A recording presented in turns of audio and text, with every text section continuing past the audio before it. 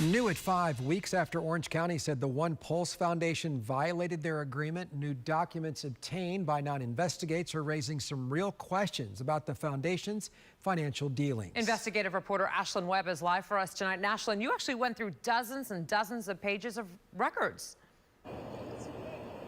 Yes, these are the 4 license agreements that onePULSE entered into, renting out this property where the museum was supposed to be. It adds up to about $129,000 over the course of a year, money that Orange County says should not have been part of the foundation's activities, at least for the past year. This was supposed to be the site of the National Pulse Museum, remembering the 49 lives lost.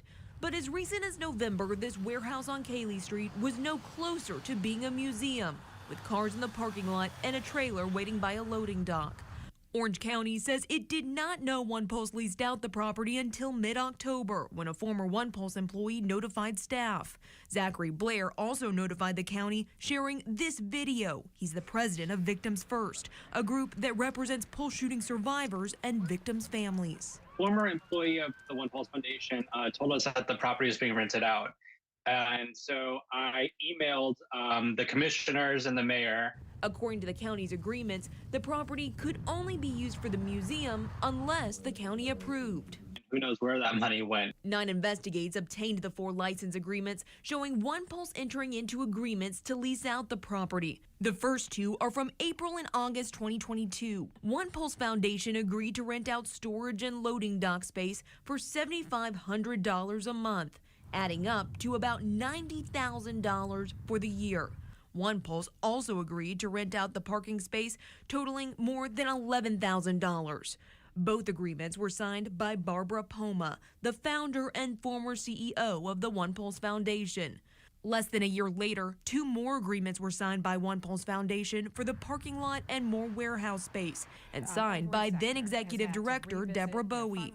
Non-investigates found if all agreements were paid in full, onePULSE would have received $129,000 in a little over a year by renting the property without county approval.